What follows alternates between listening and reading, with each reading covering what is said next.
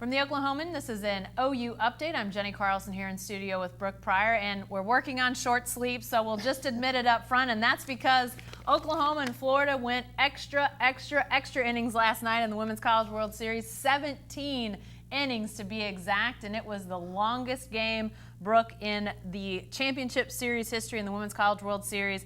Just an epic game, well-played game, honestly.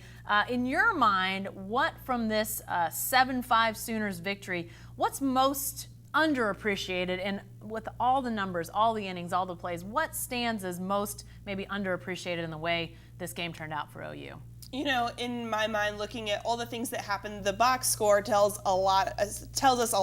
Tells us about how many pitches Paige Parker threw, how many pitches Paige Lowry threw, how many pitches the Florida pitchers threw. But to me, one of the most underappreciated moments that kind of got lost in the 17-inning, 5.5-hour marathon of a game is Kaylee Clifton and the way that she responded. Can't even think of the inning now. It happened so long ago when she just got drilled trying to get to first base. There was a throw to first. The Florida player kind of looked like hit her in the face a little bit, and then her leg caught her in the gut. It looked like a football tackle almost at first. Clifton is ruled out, so she's walking gingerly back to the dugout, and then in the top of the next inning or the bottom of the frame, whatever it was, she came right back out with the rest of the team. And to me, that's the kind of resilience in a nutshell that OU showed last night in its players, in the way that the pitching staff responded, in the way that the hitters responded, the way the defense backed up those pitchers. You know, they get knocked down. Florida keeps tying the game with 1 out to go in the 7th, 1 out to go in the 12th. When it seems like, you know, OU is going to win it in the 7th and the 12th, and then they don't, and they have to keep going. But that play to me kind of embodies OU's whole mindset last night. Well, and let's remember, too, that Clifton plays second base for the Sooners, and while both Lowry and Parker were fantastic in the circle for OU, only, air quotes here, 14 strikeouts between them, which is only because the Florida pitchers combined for 26. So the Sooners were getting a lot of their outs by putouts. If Clifton is not out there, suddenly that infield is shaken up. Maybe the defense is a little bit shaky. This was a game with only a couple of errors, only a limited number of walks. So for her to be out there defensively, I know obviously that 7th inning shot that falls in sort of shallow left field, you know, ties up the game. But defensively, Sooners were pretty good, and that really aided, I think, what they were trying to do in those extra innings, too. Yeah, absolutely. Well, you start the game off, and you have, I think, Paige Lowry, the first 8 batters she faced, or 8 out of the first 9 batters she faced, she all forced groundouts, and that couldn't have happened without a really strong OU defense in there behind her. So, you know, it doesn't matter how you get out as long as you get it, and for OU, that's what was working early, while Barnhill was just throwing strike after strike after strike. I think in the same amount of time, Barnhill had 6 or 7 strikeouts. So just looking at the way that OU was winning, I mean, it was effective. What Florida was doing was also effective, and that's why we had 17 innings last night.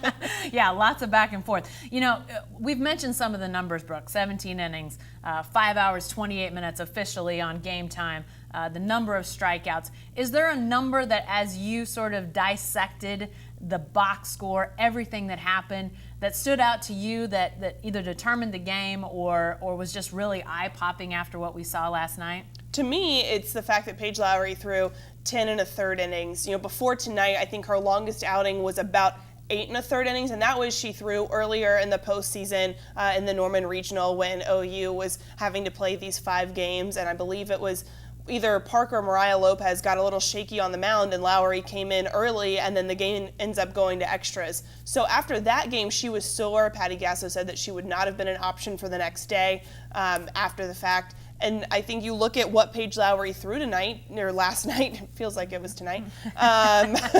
You see what she threw in that game going 10 1/3 inning, and you got to wonder, A, how does this affect OU for the rest of the championship series? Will Lowry be available tonight? You know, she said she was really sore after throwing 8, and now she has started, left, and then come back to close the game. So she kind of did everything for OU last night. And then sandwiched in the middle there, you have Paige Parker, who hasn't come in relief in quite a while, at least in relief of Lowry. That's something they haven't done since the beginning of the season.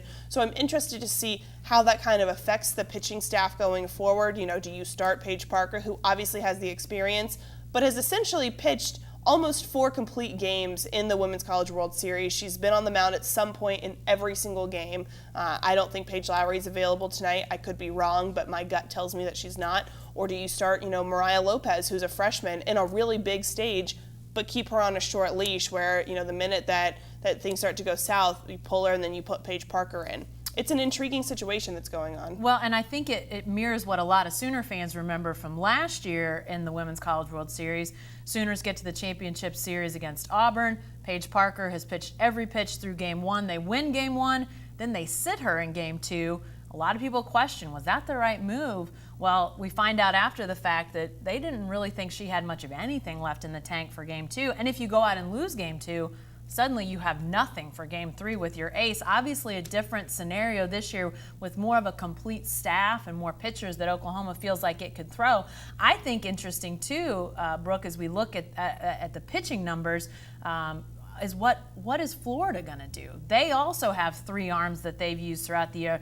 Kelly Barnhill starts last night. She's the player of the year in the country. Then you have Delaney Gorley come in. But playing third base is their third option. Mm-hmm. Is Ocasio potentially who they throw tonight? I think we could see Ocasio. I think she has the benefit of not having used her arm in that way last night. I mean, she was still on the field for all 17 innings, but the load of work is a little bit different when you're playing third base versus when you're pitching. So I could see them throwing her last night just to try to get their pitchers a little bit more rest. I mean, like Tim Walton said last night, they kind of went through the first 2 games of a usual series in one night. Kelly Barnhill's their Friday starter, Gorley is their Saturday starter, and they kind of sandwiched that and condensed it into one game last night. So I think we could see Ocasio in the same kind of way that I mentioned we could see Mariah Lopez with Parker relieving her. I think it's going to be interesting. It's going to be an interesting chess match again tonight just to see the way that these 2 teams handle their staffs. They both have very complete staffs. If there were, 2 teams built to have that kind of opening game in the Women's College World Series, it is OU and Florida.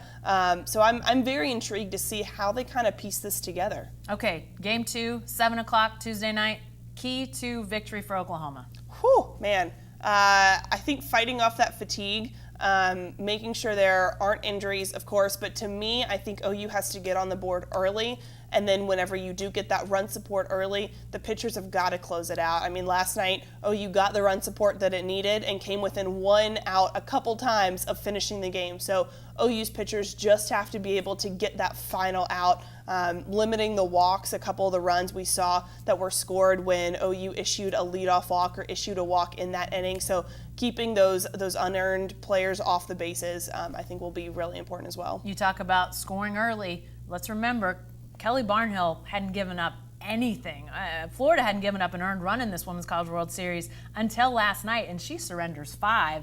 3 home runs for the Sooners. We'll see if that confidence, that momentum doesn't carry over for those Sooner bats against a really good Florida pitching staff. Be sure to stay with the best coverage team anywhere at newsok.com and every day in the Oklahoman.